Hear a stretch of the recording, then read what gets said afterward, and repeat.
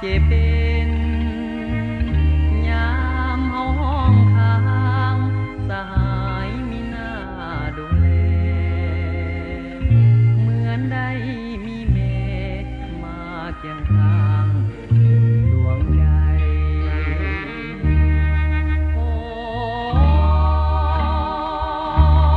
แพทย์ปฏิวัติโอ้แพทย์ประชาชนทุกคนบ่ลืมบุญคุณบ้านเราเสียงหัวนิ่มนวลเหมือนดังเสียงเพลงยามปวดยามเจ็บยามเป็นมีเจ้า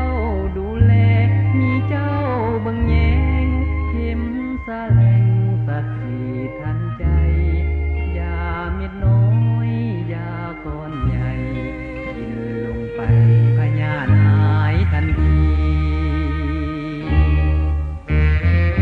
ลาบอกใหม่